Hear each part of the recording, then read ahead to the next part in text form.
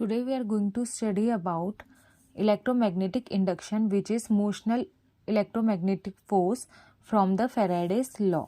तो यहाँ पे हम देखेंगे कि जो इलेक्ट्रोमैग्नेटिक फोर्स है EMF है उसको हम डराइव करेंगे BLV. B here is the magnetic field, L is the length and V is the velocity.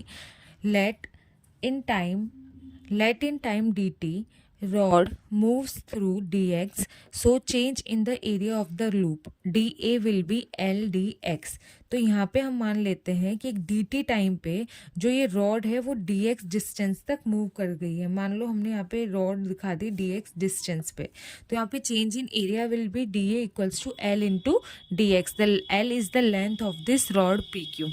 अब यहाँ पे अगर हम इसको इंटीग्रेट करेंगे तो ये हो जाएगा A यानी area equals to L into X. L is the length and x is the distance. हम मान लेते हैं कि जो PQ है वो इनिशियली एट x डिस्टेंस पे रखा हुआ है.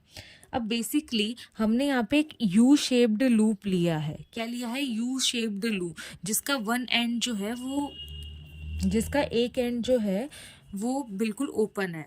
तो हमने एक यू शेप्ड लूप लिया है. इस लूप के अंदर हमने एक रॉड को प्लेस किया है विच इज़ PQ, और ये जो रॉड है हमने x डिस्टेंस पे रखी है.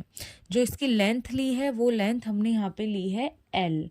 अब हम अज्यूम करते हैं कि ये जो रॉड है इसको हम v वेलोसिटी से मूव कर रहे हैं आगे की तरफ. जैसे हम इसको आगे की तरफ मूव करेंगे वैसे एरिया जो आएगा इस लूप के अंदर, जो एरिया है वो इंक्रीज होगा, और इस इंक्रीज इन एरिया की वजह से there will be an induced EMF. इस इंक्रीज एरिया की वजह से क्या होगा? चेंज इन फ्लक्स होगा, और चेंज इन फ्लक्स की वजह से हमारे पास क्या आएगा? इंड्यूस्ड EMF का वैल्यू आ जाएगा.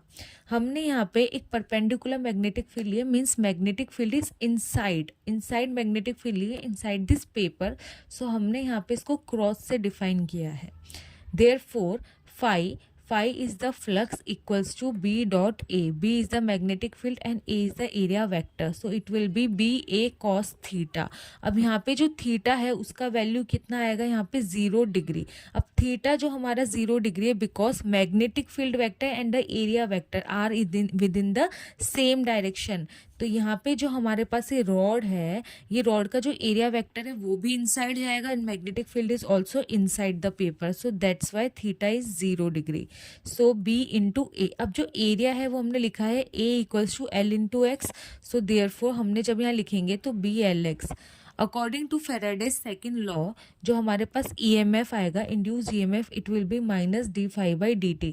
अब यहाँ पे minus sign is because of the Lenz law, यानी कि जिसकी वजह से फ्लक्स में चेंज हुआ है उस कॉज को हमेशा ये क्या करेगा? अपोज करेगा. तो क्योंकि ये हमेशा कॉज को अपोज करता है according to Lenz law, induce EMF, therefore हमने यहाँ पे नेगेटिव साइन का इस्तेमाल किया है.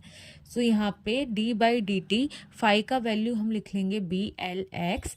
यहाँ पे मैग्नेटिक फील्ड कांस्टेंट यानी यूनिफॉर्म मैग्नेटिक फील्ड हमने ले रखी है, तो B बाहर आ जाएगा, और B बाहर के साथ में हमारे पास यहाँ पे L भी बाहर आ जाएगा which is the fixed length of the rod, and multiply by dx into dt.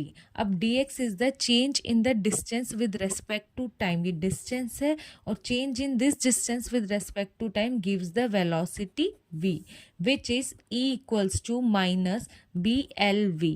इसका जब हम मैग्नीट्यूड लेंगे तो हमें मिलेगा BLV. तो हमारे पास यहाँ पे जो मोशनल इलेक्ट्रोमैग्नेटिक फोर्स की वैल्यू आई है वो आई है B into length into velocity.